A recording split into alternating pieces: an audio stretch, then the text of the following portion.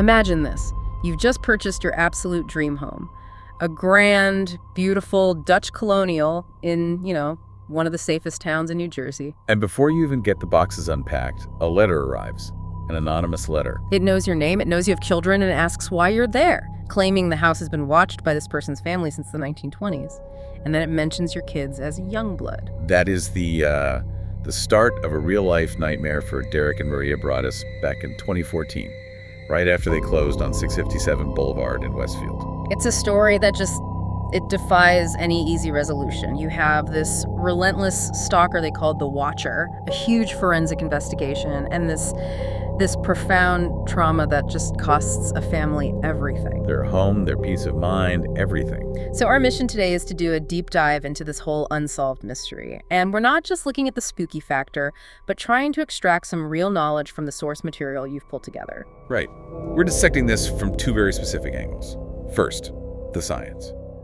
We're going behind the scenes of Forensic Document Examination, FDE, which was, the main tool they had to try and unmask this person. And the second angle? The second is the human cost. We're looking at the psychological research into stalking that really explains why these letters, just words on a page, were enough to drive a family from their home. It's really this collision of old school crime meeting modern forensics, isn't it? It is. We live in an age where it's so easy to change a document digitally. You can use Photoshop or Adobe to alter a contract in seconds. And that ease of faking things has put a ton of pressure on forensic experts to find physical proof. No matter how tiny it is. Exactly. To prove what's real and who's responsible. Okay, so let's unpack that. The police get these terrifying letters. One of them asked that the children would scream in the basement where no one could hear them. Just horrible stuff. The forensic clock starts ticking. So why was FDE so central to this investigation? What is that science exactly? FDE is essentially the study of any questioned document people tend to think of, like check fraud or counterfeit money. Right. But its application is huge. It's used in contested wills, homicides, and of course cases like this, where figuring out who wrote something is the whole game. They're trying to establish authenticity, when it was created, what it's made of, or if it's been messed with. So for the Watcher's handwritten letters, handwriting identification was tool number one. In a world of keyboards and screens, why do we still put so much trust in a person's handwriting as actual evidence? Because handwriting is, at its core, a learned behavior that becomes subconscious. It's a pattern. And the science rests on three really solid principles. The first is, it's pretty logical. If you have enough samples, no two people write exactly the same. It's like a behavioral fingerprint. That's a perfect way to put it. It's unique to you. Okay, so that's one. What's the second principle? The second is the idea of variation. Even you, writing two different grocery lists on 2 different days, will have natural changes in your writing. A little faster, a bit of a different slant. A good examiner can tell the difference between those normal, natural variations and the big, intentional differences that mean someone else wrote it. And what if a criminal is trying to disguise their handwriting? What's the barrier they can't get past? And that's the third principle. No writer can exceed their own skill level. If you're only, say, marginally literate, you simply cannot fake highly skilled, flowing cursive. The disguised writing will always give away a lower level of fluency. It just will. So when the experts are looking at these anonymous notes, what are the microscopic things they're actually tracking? Well, they're hunting for hundreds of tiny elements. The spacing between words, the slant of the letters, the speed and rhythm of the pen strokes, how much pressure is applied, and maybe most importantly, they're looking for signs of disguise. Things that show the person is fighting their own habits. Exactly. Unnatural tremors, weird hesitation points, places where they've gone back and touched up a letter, all signs that someone is actively fighting their own muscle memory. Can you give us an example? Something really small that we'd never notice. Sure. Think about the letter O. Do you form it moving clockwise or counterclockwise? Most people don't even know which one they do. Or the letter M. Do you use an arch formation where the humps connect at the top, like the McDonald's logo? The other way. Right, or a garland formation where the strokes dip low, like Christmas garland. It's that unique combination of hundreds of little habits that builds a writer's profile. That level of detail is just incredible. Now, we have to clear up a really big misconception here. We're talking about forensic document examination, which is a hard science. But a lot of people mix it up with something else. That distinction is Absolutely critical. Mhm. FDE is a real accredited science. It has to be separated from graphology. That's the controversial practice that claims to analyze handwriting to figure out your personality or psychological state. Which is not what FDE experts do. Not at all. They do not engage in that kind of analysis. Okay, perfect. So beyond what we can see, the real power of FDE in a case like this is finding evidence that is literally invisible. This is where the tech gets really cool. Examiners will always try to use non-destructive methods first. A great example is ink differentiation. Let's say you have a fraudulent check. Someone changed $1,000 to $9,000. The inks from the two different pens might look identical, but if you hit it with infrared radiation, the different chemical compositions react differently, and the alteration it pops. It becomes totally obvious. It's like having a forensic blacklight for paper. And then there's the ability to read impressions left on the pages underneath the original writing. That sounds impossible. That's the electrostatic detection device, or EDD. The most common one is called an ESDA. It uses static charges and toner, which gets pulled into the tiny depressions left by the pen pressure. And this technique is so sensitive it can pull impressions from up to 7 layers of paper below the original. 7 layers. So the quick note I jotted down on a legal pad last week could still be there, pages later. It could absolutely be visualized. And time isn't really a factor either. They've successfully pulled impressions from documents that were 60 years old. Wow. So if the watcher wrote those letters while resting the paper on a stack of other documents, that accidental pressure could have been the break police needed. And FDE doesn't just stop at handwriting. They analyze the materials themselves too, right? Oh, absolutely. If they have to, they could use something called liquid chromatography. It's one of the few techniques that actually destroys a tiny sample to analyze the ink's chemical makeup. And what do they compare that to? They compare it to the International Ink Library. I'm sorry, the what? The International Ink Library. It's maintained by, believe it or not, the U.S. Secret Service. It has data on more than 9,500 inks made since 1920. That's incredible. It helps data document or source it. And it's not just ink. They can trace documents from photocopiers or printers back to a specific model, or sometimes even the exact machine that made it by looking at tiny imperfections in how the toner was applied. So we have this amazing, sophisticated toolkit, microscopic analysis, chemical profiles, recovering invisible writing.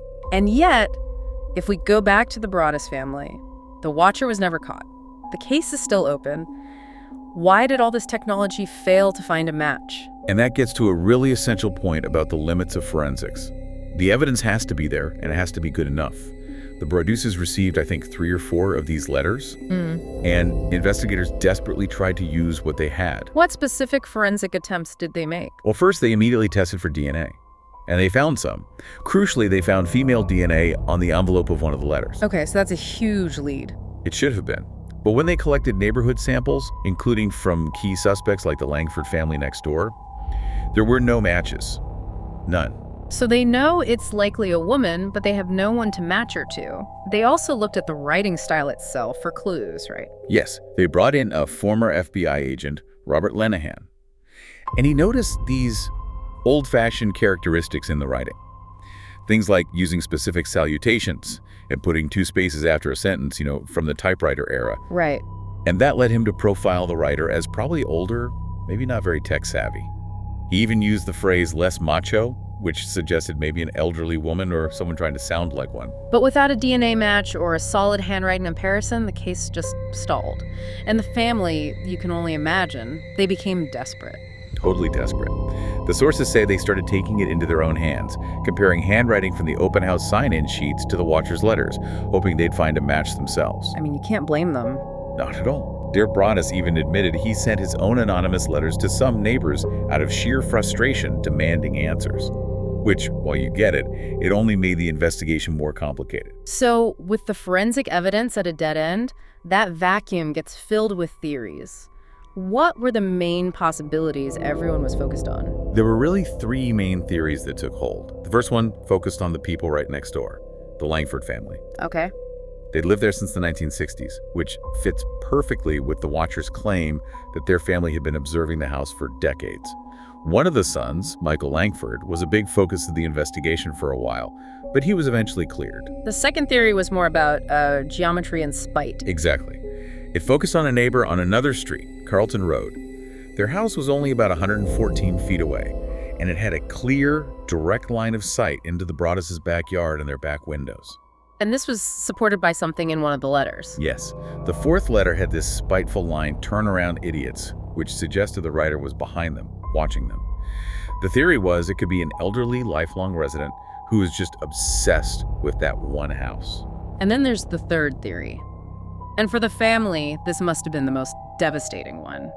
The Broaddus hoax theory. The idea that they made the whole thing up, maybe because they had financial problems or just got cold feet about such an expensive house. That one's tough to believe, though, when you look at the facts. It makes very little logical sense. I mean, think about it. They spent a fortune on private investigators and lawyers. They never even moved in. And then they ultimately sold the house in 2019 for a financial loss of around $400,000. That is a very, very self-destructive way to run a scam. Yeah, the hoax theory really falls apart there. So the pen and paper left no conclusive forensic fingerprint, but the letters absolutely left an emotional one. After the science hit a wall, what was the real lasting damage here? The psychological trauma. This is where the story shifts from being a cold case to a study of what stalking actually does to a person. Research consistently shows that psychological impact is the #1 consequence. Over 90% of victims report it. The Broadduses suffered from PTSD, depression, paranoia. And what's so fascinating is what the research says predicts how bad that trauma will be. You'd think it's just the severity of the threats, but it's more nuanced than that. Right. It's actually the diversity of the stalking behaviors, the variety. That's a stronger predictor of psychological damage than just severity or duration alone. So when a stalker uses multiple tactics, sending letters, but also implying they're physically watching, mentioning the children, it hits the victim on all these different fronts. Exactly. And that cumulative effect just crushes a person's sense of safety. They're left with fewer and fewer places in their world where they feel secure. Which explains why the Broaddus family never moved into 657 Boulevard at all. They were displaced. They experienced the real, practical toll of stalking. Our sources confirm that almost 40% of stalking victims end up moving. The Broadduses had to buy a second house, and they did it using an LLC just to keep the new address a secret. That shows you the level of fear they were living with. And the impact doesn't just stop with them, does it? No, it ripples out. Stalking trauma hits family members, kids, friends, coworkers. Over a third of victims report this wider circle of impact. For the Broadduses, it meant years of fear for their children and this agonizing decision about what to do. I remember reading that Maria Broaddus made the decision to stay in Westfield even though Derek wanted to leave town completely. She said she refused to let the watcher take more from them. Which is such a powerful but painful choice. After years of trying to sell, they finally did in 2019 for $959,000, locking in that huge financial loss. They did recoup some of it by selling the story rights, but the emotional cost is, it's incalculable. And the current owners, no more letters. No more letters. The history is just as cold as ever. Right. And as we were saying, that failure goes right back to the limitations of FDE. Forensic examiners are stuck if the evidence isn't original. Photocopies lose all that subtle data they need, be it to compare like with like, cursive to cursive, block letters to block letters. If you don't have enough good samples from suspects, or if the author is good at disguising their writing, the science just hits a wall. It's the ultimate irony, really. A crime that was carried out with nothing more than a pen and paper became this impossible puzzle for all the advanced forensic technology we just talked about. The lack of a resolution in the Watcher case, it's a reminder of this delicate balance in our legal system. You have these new scientific techniques, but they have to meet these established legal standards for evidence to be admissible in court. The Fry standard, the Dobert standard. All of that, yes.